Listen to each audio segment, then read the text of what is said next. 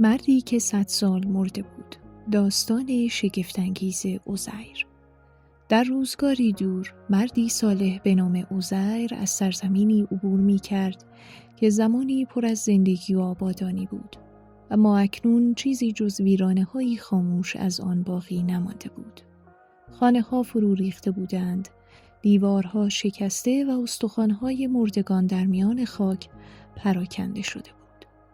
عزیر با اندوه به آن منظره نگاه کرد.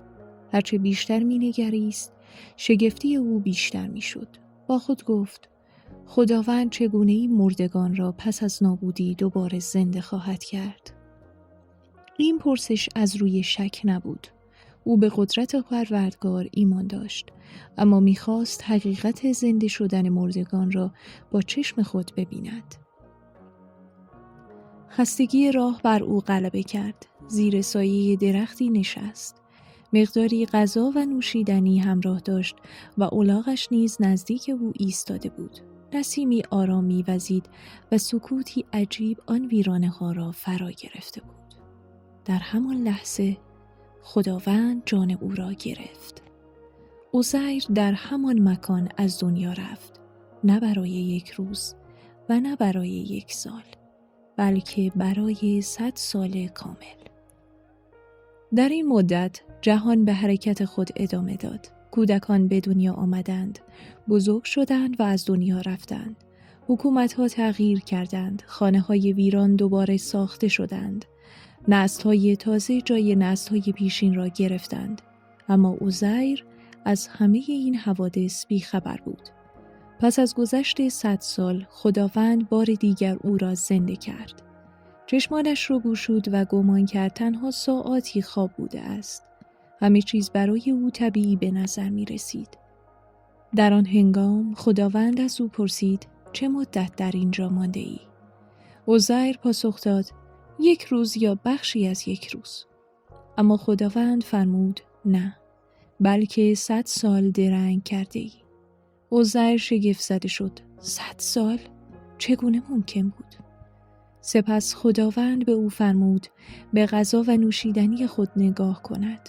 او با تعجب دید که پس از 100 سال غذا و نوشیدنیش هیچ تغییری نکرده اند، اما وقتی به الاغ خود نگاه کرد تنها استخوان‌های پراکنده بر زمین دید.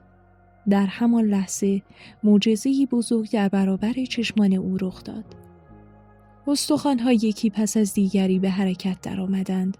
هر استخوان در جای خود قرار گرفت. سپس گوشت و پوست بر آنها پوشیده شد و سرانجام روح در بدن الاغ دمیده شد.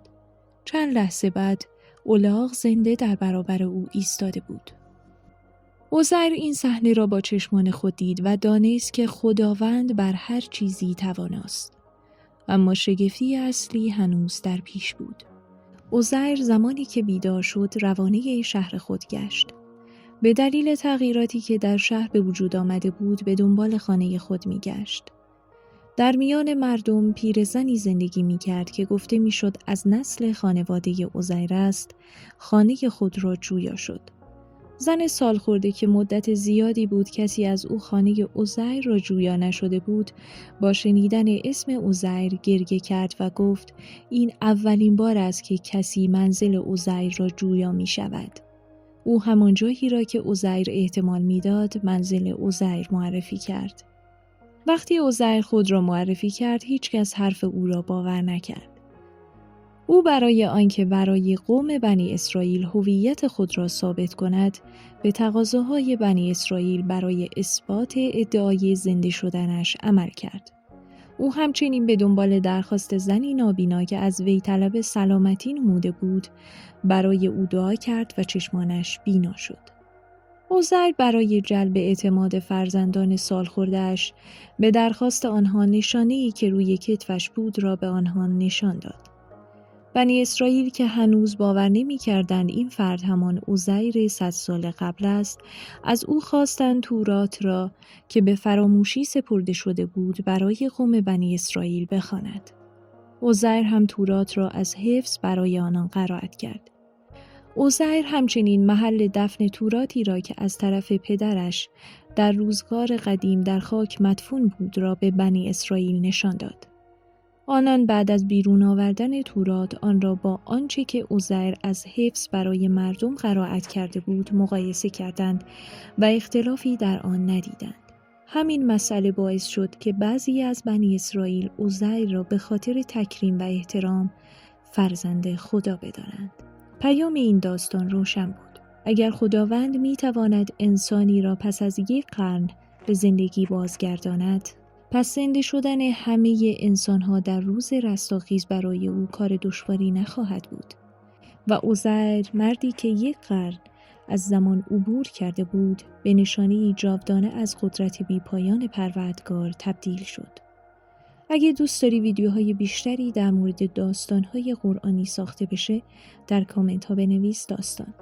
حتما کانال رو سابسکرایب کن و زنگوله رو بزن.